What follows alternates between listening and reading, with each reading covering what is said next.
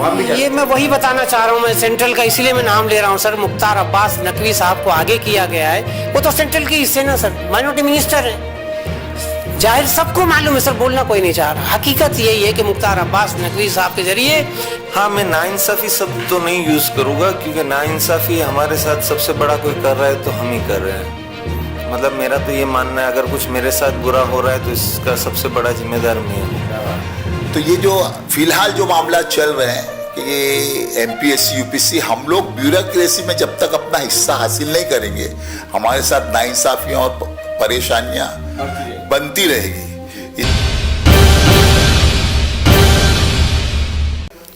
दोस्तों, इस वक्त हमारे साथ मौजूद है doctor APJ Abdul Kalam IAS IPS exam campaign के चेयरमैन जनाब गुलाम नबी इदरीसी साहब।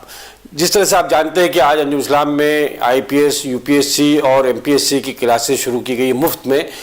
मैं सारी डिटेल में ले जाते हुए मैं चाहूँगा कि नबी इदरीसी साहब भी बताएं कि पूरा किस तरह से ये कॉन्सेप्ट आपके सामने आया और आपने कब से इसकी शुरुआत की, और यूपीएससी और एमपीएससी जो हमारे स्टूडेंट्स हैं जो बनना चाहते हैं, कलेक्टर और बड़ी बड़ी ओहदों पर जाना चाहते हैं, उनके लिए कितना सूदमंद साबित होगा ये।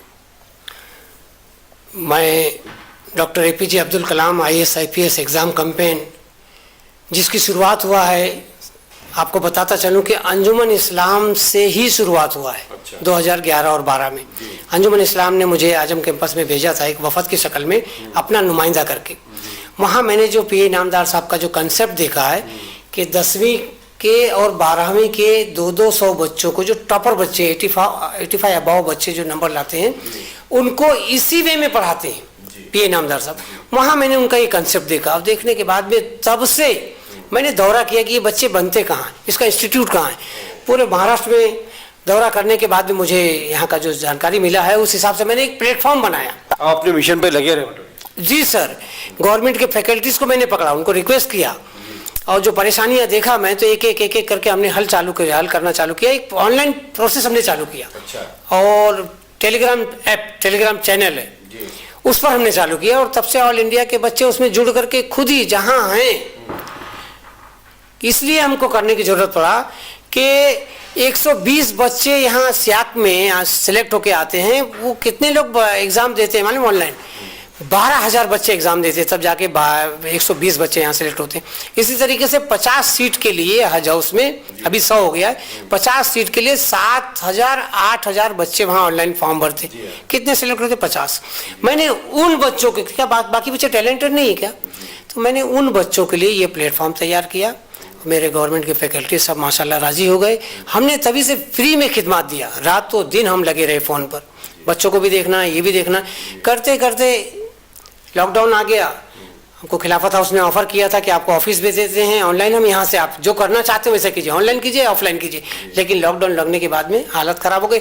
अचानक हज हाउस में हादसा होता है। इस पर आप ज़रा रोशनी डालें कि पूरा मामला क्या है। वो हादसा सर ये हो गया, हज हाउस में डॉक्टर मकसूद साहब जब आए थे, इसी अंजुमन इस्लाम में उनका फेलिसिटेशन था डॉक्टर ज़हीर काजी साहब की सदारत में, तो हमने ही बहुत सारे मसले यूपीएससी के एमपीएससी के लगाया, उनके सामने बात रखा। तमाम महाराष्ट्र के बड़े बड़े थे और मिली काउंसिल के सदर की हैसियत से आप भी थे। तो उसमें जो हमने 20 मिनट हमने बोला था, मुद्दे रखा, तो डॉक्टर मकसूद साहब ने सदारती खुतबा में 1 घंटा तक सारी बातों का जवाब दिया। जवाब देने के बाद सारी परेशानियों का हल, बच्चों का गवर्नमेंट के इंस्टीट्यूट में रहने का नहीं, हज हाउस में करो, खाना, रहना, लाइब्रेरी, पढ़ाई, सारी चीज़ों का वहाँ अनाउंसमेंट किया। तब से उन्होंने पीछे नहीं मुड़ा और अल्लाह ताला ने उनको गैब से मदद दिया। मैं तो कहता हूँ वो फरिश्ता सिफत इंसान है आज के दौर में, जो कौम के बारे में इतना बड़ा फिक्रमंद किया, उन्होंने इतना बड़ा इंतजाम किए, पूरा इतना बड़ा सेटअप खड़ा किए। लेकिन वो 4 साल रहे, 4 साल में यहाँ हज हाउस पूरे इंडिया में टॉप लेवल का यूपीएससी का सेंटर बन गया। उन्होंने बहुत सारे बड़े बड़े साउंड प्रूफ हॉल बनाए, कई हॉल बनाए। वहाँ पर एमपीएससी का भी उन्होंने कंसेप्ट लाया, और एमपीएससी का जिसको चीफ बनाया है, मुझे खुशी की बात है कि वो मेरा स्टूडेंट है, डॉक्टर अकरम जुआरी। क्योंकि अकरम जुआरी साहब और पुलिस के स्टूडेंट कुछ लोग मुझे रब्ता करते हैं, कहीं भी रहते बच्चे रब्ता करते हैं, सर हमारा यूपी एमपीएससी का एग्जाम है, बॉम्बे में सेंटर लगा हुआ, हमको रहने का नहीं, वो रहने का इंतजाम। ये बताइए कि मौजूदा हालात में यहाँ पर हज हाउस में जिस तरह से ये काम हो रहा था, खिदमत अंजाम दे रही थी, दिमक क्यों लग गई? आखिर कौन लोग सवार हो गए या किनका कब्जा हो गया कि जिन्होंने कौम का इतना बड़ा नुकसान कर दिया? सर उन्होंने धीरे धीरे 50 की तादाद को, 50 तो एंट्रेंस था, फिर 100 किया, 100 के बाद में पुराने भी उन्होंने 100 रखा, क्योंकि एक टर्म्स में बनते नहीं।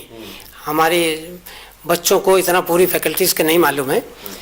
जैसा कि भी डॉक्टर जहीर काजी साहब ने बताया कि इंटरव्यूज़ वगैरह देखेंगे तो बहुत सारी चीज़ें करंट होने, हाजिर जवाब होना चाहिए। तो हमारे बच्चे टैलेंटेड है, लेकिन उनको वे नहीं मालूम है। उन्होंने सारा जो है जूने भी 100 लोगों को लिया, नए 100 लोगों को, इस तरह से 200 का कंसेप्ट उन्होंने आज उसमें खड़ा कर दिया।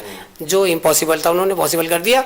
करने के बाद उनको रहना खाना सब कुछ चल रहा था, लेकिन कहीं ना कहीं मैं समझता हूँ कि जो सेंट्रल की हुकूमत है उनके नज़र में आ गया, और वो नहीं चाहते हैं कि बच्चे, यही लग रहा है, मैं फैक्ट बता रहा। इसमें मामला कहाँ गया? जिस तरह डॉक्टर जहीर काजी साहब ने बताया कि इसमें सेंट्रल का ना पैसा लगता है, ना कुछ लगता है, तो सेंट्रल गवर्नमेंट की हुकूमत क्यों इसमें मुदाखलत कर रही है? तो क्या ये जिम्मेदार को समझ में नहीं आती बात? मैं सेंट्रल का इसलिए नाम लूँगा कि बिल्डिंग इमारत मुसलमानों की बनाया मुसलमानों ने, पैसे सारे लगते हैं मुसलमानों के, सब हज में भी सब्सिडी लगता तो भी ख़त्म कर दिया। इसी तरीके से वही एक हिस्सा है, बच्चों को रातों रात 16 जनवरी को बच्चे एग्ज़ाम दे करके आते हैं। ये जो मेरे बच्चे हैं उसमें प्रीलिम्स भी एग्ज़ाम दिए हैं, मेंस का भी कुछ बच्चे एग्ज़ाम दिए हैं। वो बच्चों को रातों रात 17 तारीख को, 16 तारीख को एग्ज़ाम होता है, 17 तारीख को उनको गेट के बाहर कर दिया जाता है। ऐसे हालत में 192 बच्चे, वो जो उनकी हालत थी, मैंने 5-10 बच्चों का हालत देखा, वो 200 बच्चों का हालत रहा नहीं गया मुझसे। मैंने रहने का इंतजाम, ना खाने का इंतजाम, गेट के बाहर कर दिया गया, रोड पे आ गए थे, गेट के बाहर कर दिया गया, आप जहाँ जाना जाओ। तो सारे बच्चे बेचारे कहाँ, या दूर दूर के थे, सब चले गए। कौन है ये, इसके जिम्मेदार कौन है? आप बताना चाहेंगे? जाएंगे आवाम भी ये मैं वही बताना चाह रहा हूँ, मैं सेंट्रल का इसीलिए मैं नाम ले रहा हूँ सर। मुख्तार अब्बास नकवी साहब को आगे किया गया है, वो तो सेंट्रल के हिस्से ना सर, माइनॉरिटी मिनिस्टर है, जाहिर सबको मालूम है सर, बोलना कोई नहीं चाह रहा। हकीकत यही है कि मुख्तार अब्बास नकवी साहब के जरिए यहाँ एक दूसरा सीईओ लाया जाता है जो इस लाइन का नहीं है, IRS है, याकूब शेखा नाम है उनका, जो IRS है, रेलवे डिपार्टमेंट थे अकाउंट में, उनको लाया जाता है। और डॉक्टर मकसूद साहब को, जो फरिश्ता सिफत इंसान है, जिन्होंने कौम के लिए, बच्चों के लिए, कौम के लिए, बच्चों के लिए उन्होंने, उसमें उन्होंने धर्म नहीं देखा है, नॉन मुस्लिम बच्चों को, सबको उन्होंने एक नज़र से देख करके उनका मदद किया।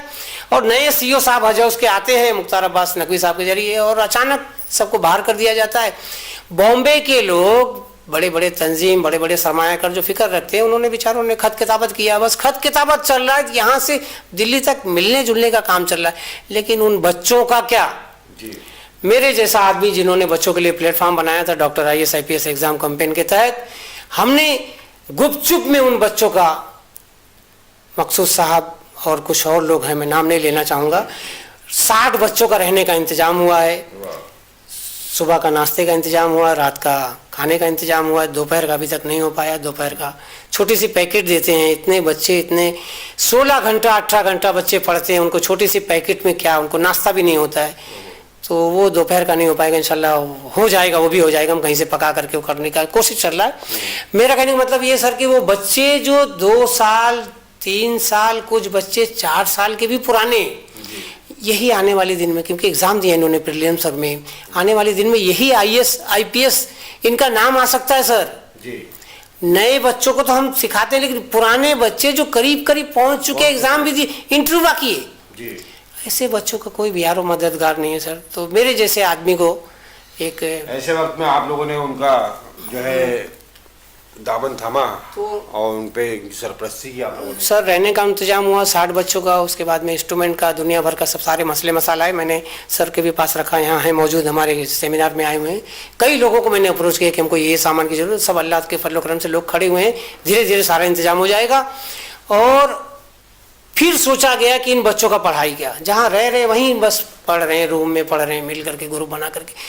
इतने सारे इंस्टीट्यूशन हैं, मुझे खिलाफत हाउस ने पहले ही ऑफर किया हुआ था कि आपके लिए हमारा खिलाफत हाउस खुला हुआ। मैंने उनसे, जनाब सरफराज आरजू उर्फ बाबा जी ने कहते हैं, उन्होंने मुझे वेलकम किया, हमें परमिशन दिया। परमिशन देने के बाद में हमने परमिशन लिया था 19 और 20 तारीख का, क्योंकि फैकल्टीज हमारे सब, हमारे पास कुछ भी अरेंजमेंट नहीं था।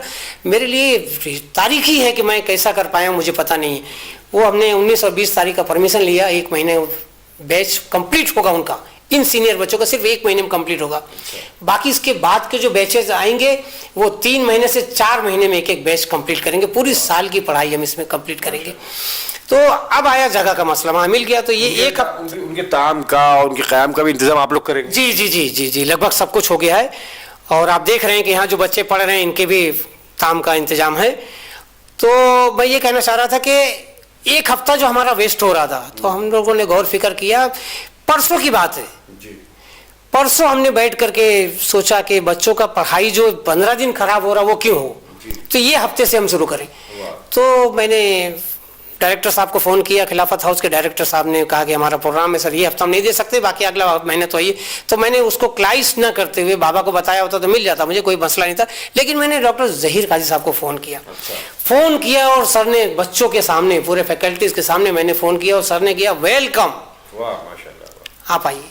सिर्फ मेरे मैसेज पर यहाँ पर अंजुमन इस्लाम में बिना लेटर दिए कुछ होता नहीं, बिना लेटर दिए सिर्फ मेरे मैसेज पर सर ने वेलकम किया। सारा इंस्टीट्यूट हमारे हवाले कर दिया, पूरी बिल्डिंग हमारे हवाले कर दिया, पूरा स्टाफ जो छुट्टी रहता है 2 दिन शनिचर इतवार हमारे लिए सब कुछ डॉक्टर जहीर काजी साहब ने मुहैया कर दिया, इन बच्चों के लिए फिक्र करते हुए। डॉक्टर जहीर काजी साहब ने की जो दूर अंदेश निगाहें हैं, उन्होंने इस बात को समझा कि कितनी ज़रूरत है इसको। नबी इदरीसी साहब बहुत बहुत शुक्रिया आपने सोने मीडिया से बात करने के लिए, बहुत बहुत शुक्रिया। शुक्रिया, बहुत बहुत आपका शुक्रिया राशिद अजीम साहब, शुक्रिया, आमना सामना का शुक्रिया। Thank you. दोस्तों, जिस तरह से अभी नबी इदरीसी भाई से बात हुई और इस मौजू पर हमने तवील गुफ्तगू की, हमारे साथ में 2 अहम शख्सियात मौजूद है। पहले तो मैं कहूँगा महमूद नवाज़ थानावाला साहब, जो कि अंजुमन इस्लाम के बोर्ड ऑफ डायरेक्टर के मेंबर में से हैं और कारोबारी हैं। वहीं हमारे एक दोस्त और साथ में बैठे हैं फैसल नबी वाला साहब, जो कि मिल्लत के लिए, कौम के लिए, इस मुल्क के लिए जो अपनी खिदमत लगातार देते आ रहे हैं। अगर हमारी कौम में, हमारे मुल्क में बासर बाहैसियत लोग जो है आगे ना आए इस तरह के समाजी खिदमत में, तो बड़ा मुश्किल होता है। ये इन्हीं लोगों की बरहून मन्नत होता है कि जो पीछे से रहकर आगे नहीं आते, बहुत कम लोग ये लोग आगे आते हैं और अपनी खिदमत अंजाम देते हैं, नाम व नमूद के लिए नहीं बल्कि अल्लाह को राज़ी करने के लिए, अल्लाह की रज़ा के लिए। तो उसी में से मैं सबसे पहले बात करूंगा महमूद नवाज़ थानावाला साहब से। आपका आमना सामना मीडिया में इस्तकबाल है। सर माशाल्लाह आप लोग जो है इस तरह से पूरी ताकत देते हैं इस तरह के मूवमेंट को, तहरीकों को, तो इस पर आप क्या कहना चाहेंगे? कितनी ज़रूरत है आज मुल्क के लिए और मिल्लत के लिए भी? भाई जनाब, मसला ऐसा है कि इस MPSC UPSC क्लासेस के ताल्लुक से मैं 5 साल पहले से लगा हुआ हूँ। इससे पहले भी मैंने 2 बार अंजुमन में ये क्लासेस दूसरी ऑर्गेनाइजेशंस के जरिए शुरू करवा दी थी, लेकिन पहली क्लासेस महाराष्ट्र अल्पसंख्यक अधिकारी और कर्मचारी एसोसिएशन के मातहत गवर्नमेंट की सपोर्ट पर चलती थी, वो कामयाब ना हो सकी। तो उसके बाद दूसरी क्लासेस यूनिवर्सल एकेडमी के नाम से चलाई जाती थी, जो डॉक्टर मोहम्मद हनीफ साहब अंसारी मुमरा में भी चलाते हैं, कौसा में ये क्लासेस, उन्होंने भी यहाँ 2 साल चलाई। उसके बाद ये ऑलरेडी पैंडेमिक आ गया, पैंडेमिक में तमाम मामला ख़राब हो गए और क्लासेस बंद हो गई। मुझे बहुत खुशी है कि नबी इदरीसी साहब ने ये क्लासेस को दोबारा जिंदा किया। मैंने इसी अंजुमन कैंपस में उस ताल्लुक से काफ़ी प्रोग्राम लिए हैं खुद, लेकिन आज ये देखकर मुझको बड़ी खुशी हो रही है कि मेरे बाद भी काम करने के लिए लोग तैयार है, मैं करूं या ना करूं। अल्लाह इन लोगों को कामयाबी से हमकिनार करे, हमारी तमाम दुआएं और साथ इनके साथ है। हमारे मिल्लत के नौजवानों को, तुलबा और तालबात को UPSC MPSC IAS के एग्ज़ाम देने क्यों ज़रूरी नजर आता है आपको? देखिए, मैं आपको बता दूं कि मैं समाज से जुड़ा हुआ आदमी हूं और मैं खुद इन माई पर्सन में समाजी फील्ड में नहीं आया हूं। मेरे अजदाद का भी बम्बई के अंदर बहुत कंट्रीब्यूशन है, बहुत काम किए हैं, अल्लाह उनको उसका अजर अजीम अता फरमाए। अब मसला ये है कि ये काम हम लोग जो करते हैं तो हमारे निगाह के सामने तमाम ज़रूरियात रहती है कि मिल्लत के लिए क्या ज़रूरी है, क्या करना चाहिए। हमारे अब्बा के ज़माने में जब हम लोग काम करते तो एजुकेशन के लिए मेहनत करना चाहिए, बस यही चला रहता था। अल्लाह के करम से बम्बई में काफ़ी समाजी अदारों ने ये काम को पूरा किया और अंजुमन इस्लाम सबसे बड़ा अदारा है और ये मेरे लिए ये अल्लाह का रहमो करम है कि मैं अंजुमन इस्लाम से जुड़ा हुआ हूँ।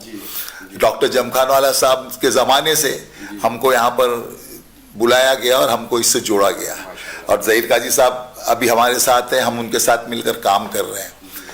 तो ये जो फिलहाल जो मामला चल रहे हैं कि ये एमपीएससी यूपीएससी, हम लोग ब्यूरोक्रेसी में जब तक अपना हिस्सा हासिल नहीं करेंगे, हमारे साथ नाइंसाफियाँ और परेशानियाँ बनती रहेगी। इसलिए कि जिस लेवल पे पॉलिसीज बनती है, डिसीजंस लिए जाते हैं, वहाँ पे हमारा रिप्रेजेंटेशन होना ना लाजिम है। और हमारे बच्चों को इसमें मेहनत करके आगे आना चाहिए और हमारे समाज के जिम्मेदारान को इसके लिए मेहनत करनी चाहिए ताकि वो इस पैमाने पर आ जाए कि तमाम जो खराबियां पैदा हो रही है उसको रोक लगा सके। आपके महमूद नवाज साहब, आपके जज्बे को सलाम और आपके आबा और अजदाद के जज्बे को भी हम सलाम करते हैं।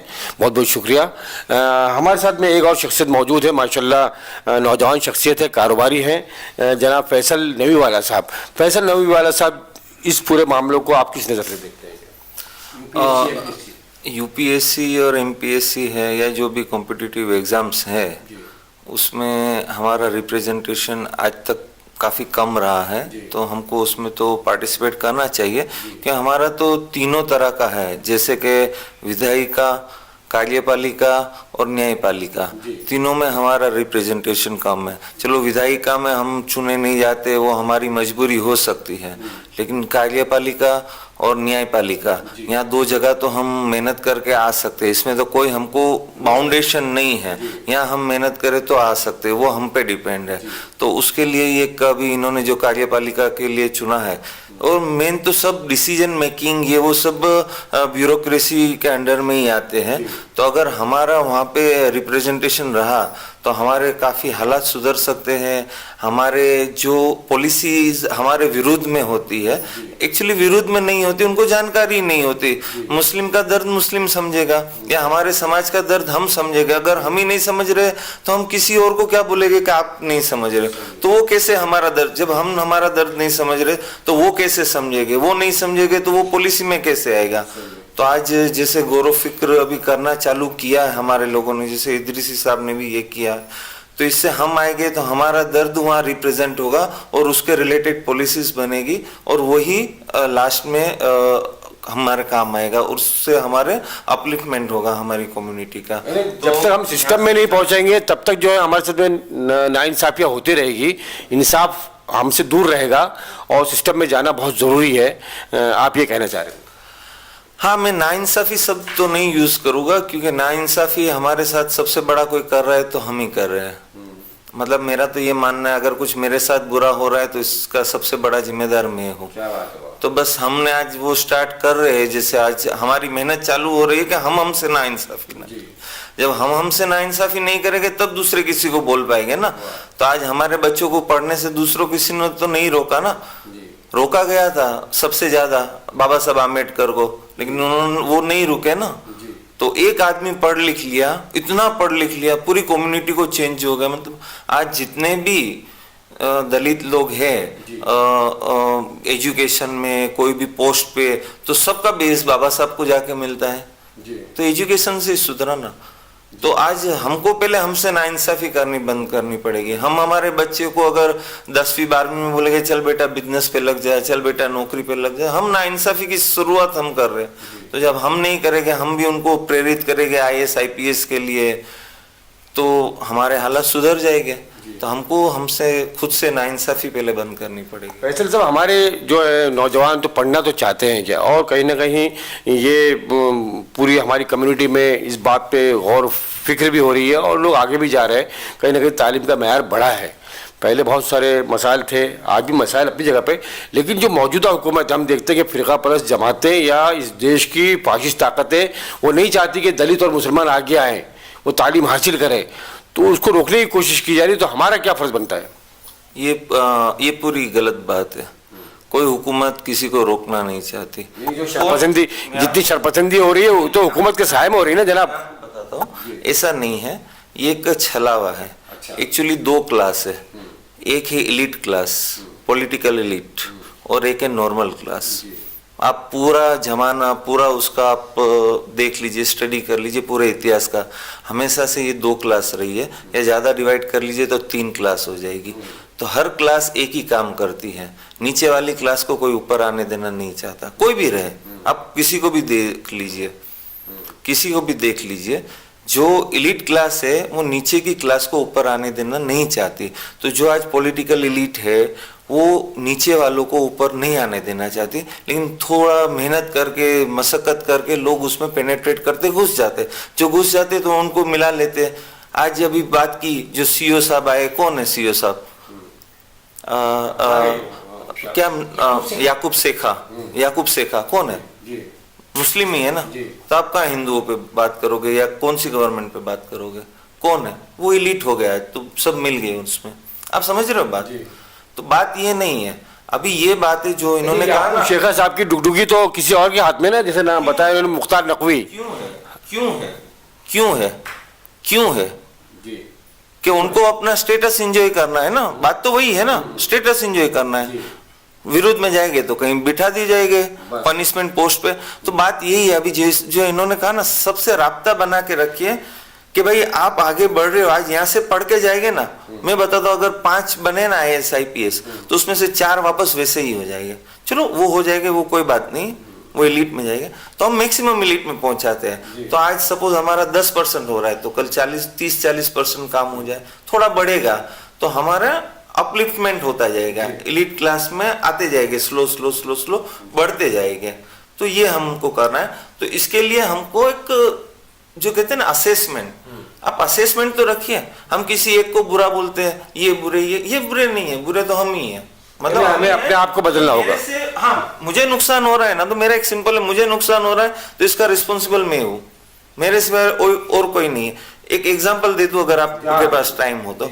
मेरा एक दोस्त था IC engineer, instrument and control engineer, उसका 2500 सैलरी था, एक लोकल उसमें काम कर रहा था, अच्छा टैलेंटेड बंदा था।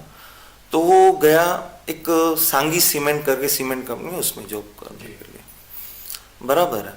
तो उसको क्लियर बोल दिया कि भाई हम एक पर्टिकुलर जो है संस्था, उनका वो है क्लियरली कि मुस्लिम को जॉब नहीं देनी। तो बड़ा निराश हो गया। 5000 की जॉब का मसला था, 5000 की जॉब का मसला था। वो बेचारा चला गया। तो वो बेचारा बड़ा मायूस हो गया। फिर बोला अभी यार क्या करूं, यहाँ तो कहीं मिलेगा नहीं, आगे बढ़ नहीं पाऊंगा, और 2500 में कोई गुजर होना नहीं है। तो वो दुबई चला गया जॉब के लिए। वही कंपनी में, अच्छी कोई कंपनी में मिल गया। तो वहाँ 15,000 का जॉब मिल गया उस टाइम पे। फिर वहाँ सीखा, तो वहाँ जर्मन मशीनरीज थी, तो उसमें काम किया, उसका एक्सपीरियंस हुआ, ये हुआ, और वहाँ 35,000 सैलरी हो गई उसकी टाइम बढ़ते। और पैसा भी अच्छा खासा थोड़ा जमा कर लिया। ये वो तो बोला अभी वापस इंडिया जाता हूँ, वहाँ देखता हूँ, वहाँ कुछ करूँगा और परिवार वगैरह बसाऊंगा। वापस इंडिया आ गया, बराबर है। और वापस किसी ने बोला वहाँ वैकेंसी है, मतलब वहाँ से ही रेफरेंस आया कि आपको करना हो तो वहाँ गया। तो आप बिलीव नहीं करोगे, जो कंपनी ने इसको 5000 का जॉब नहीं दिया था, उसने उसको 70,000 का जॉब दिया। 70,000 का जॉब पे रखा। क्यों रखा 70,000 की जॉब पे? कि वो जो जर्मन मशीनरी का समझ के आया था, यहाँ कोई था नहीं, उसी को नॉलेज था। बिल्कुल टैलेंट बोलता है नहीं, टैलेंट आपको बता था आगे भी। तो अभी उसने क्या किया, वो करता गया, फिर स्लो उसने दूसरी भी कंपनियों के काम करते गए। फिर कितने जर्मन कंपनियों ने उसको काम दिया, भाई तू हमारा सर्विस सेंटर इंडिया में तू देख। तो वो एरिया के सबका भी वो खुद का बिजनेस चला रहा है, सबका सर्विस सेंटर उसके पास है। तो सब वो जर्मन मशीनरीज का वही कर रहा है काम। वो जो काजी साहब ने बोला ना, वो बात है। हमको 19-20 होगा ना तो उनको चुना जाएगा, 20-20 होगा ना, सेम होगा ना, तो भी उनको चुना जाएगा। तो हमको अगर चुने जाना है तो हमको 20 नहीं होना पड़ेगा, वो 20 है तो हमको 25 होना पड़ेगा। ये बात है। अब्दुल कलाम साहब को क्यों किसी ने रोका नहीं, अरे तुम मुस्लिम हो, तुमको नहीं आगे बढ़? किसी ने नहीं रोका, क्योंकि वो 25 बन के खड़े थे, सब 20 वाले थे। तो बोला ये ज्यादा बेनिफिशियल है। तो वो बात है। तो ये हर जगह रहेगा, आप कहीं भी जाओ, माइनॉरिटी बहुत सारी होती है, सिर्फ हिंदू मुस्लिम माइनॉरिटी नहीं होती, बहुत सारी माइनॉरिटी है। आप दूसरे मुल्कों में देखो तो वहाँ भी जाति के नाम पे माइनॉरिटी है, बहुत सारा अलग अलग है, बहुत सारे लोगों से। आज ब्राह्मण आगे दूसरे बनिए नहीं है, दूसरे वो नहीं है, लुहाना नहीं है, बहुत सारे अलग अलग है ना, वो नहीं है। तो वो तो ऐसा नहीं चिल्लाते कि ये वो मेहनत करते रहते, सब मेहनत करते रहते। आज Jain community minority IAS IPS में देखिए उनके कितने हैं, है ना। वो खुद उठे, खुद उठना पड़ेगा, खुद उठना पड़ेगा। आप बताइए हमने कितने इदारे बनाए लास्ट 10 साल में? मुस्लिमों के इदारे कितने बने? नहीं बने ना। तो इसका रीजन क्या है? तो आज मैं भी आया तो इसी गौरव फिक्र से आया कि कैसा है, हमारा कुछ डिस्कशन भी हुआ है, मैं देखने आया। अभी मैं ये पूरा होने के बाद वो लेक्चर भी सुनूंगा कि किस तरह का लेक्चर डिलीवरी है, तो उसमें क्या कर सकते हैं हम आगे, और उसको कैसे बढ़ा सकते हैं, कैसे आगे ले जा सकते हैं कि फ्रूटफुल हो। तो उस तरह का है। फैसल साहब बहुत बहुत शुक्रिया आप हजरात का, और आप दोनों हजरात ने जो बातें की और जिस तरह से आपका पूरी कौम के साथ में जो हमदर्दी है, मिलत के साथ में हमदर्दी है, आप लोग जो खिदमत अंजाम दे रहे हैं, अल्लाह ताला कबूल करे उसको और उसका नेक बदल दे आप लोगों को। बहुत बहुत शुक्रिया। कैमरा पर्सन शाहीन पटेल के साथ आपका दोस्त राशिद अजीम। जय हिंद, जय महाराष्ट्र।